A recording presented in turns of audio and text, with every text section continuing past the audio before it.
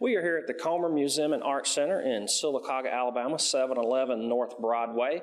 And this month's featured exhibit for January 2022 is a local homeschool senior, Icie Wallace. Please tell us how you got started with artwork. What's the inspiration? Well, I really have always loved art since I was a little kid. That's a lot of the pieces from my early works, which are on the wall to my left, were made in a class with some friends that I've known since childhood. So I've really been able to be exposed to people who are willing to teach me in a way that I have been able to learn from them. I've always had access to some really great resources. My mom has always pushed me to practice every single day. And there's a point in this room where you can kind of see I really started taking it seriously at a time when I was about 10, where my mom challenged me to sketch or draw or paint every single day. So being able to practice consistently has really helped me be able to enjoy doing what I do and improve. And I do know that you were, within the past 3 to 5 years, I'm sorry, I don't remember the exact date, the 3rd Congressional Art District competition winner with Mike Rogers. And what is it, what was that like to win and to see your work hanging in Washington and to be able to go visit and see that? Well, that was a really neat experience. I really did not expect it because there were so many other really, really neat pieces in that show, and I was really impressed with my fellow competitors' work.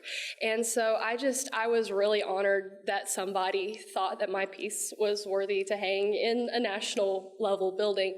And so being able to go to DC and see it there and say, hey, that's my piece, it was really neat. And knowing that it was there and there were people walking past it and there were people that got to enjoy it and see it, it was a really neat experience.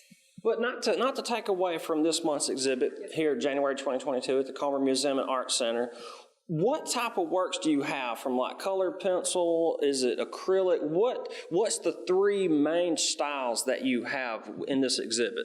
Okay, so one of the things about me is that I'm not really good at picking a singular style, but I can definitely see some preferences that I have. So I have tried most mediums that there are out there. If there's any others, I'm sure that I will reach out and try those eventually. But at the moment, my 3 favorite things to use are colored pencils, watercolors, and oils. And so I've used colored pencils since I was really little. That was what I first started working with. And I would do animals and I would do people.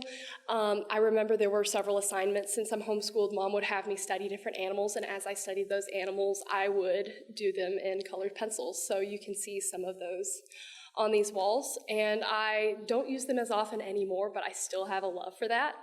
Watercolor is my main medium at the moment. I use it for a majority of my commissions. Most of the time I use it for animals, so a majority of the animals that you will see in this room are made with watercolors. I'm not very skilled in using watercolors in landscapes, which is what I use my oils for. So the plein air pieces that I have on show here is one of my largest consistent bodies of work because a majority of them are done in oil. They're done on the field. They're of a specific place on site. Well, we do thank you for joining us here today. And January the 20th here at the museum, I believe at 6:30 p.m., we have a public reception. So those that would like to come out, if you haven't already seen this work, just please come out and help celebrate with Icie. And thank you for joining us today. This is Robert Pearson for WOIL and WOTM TV.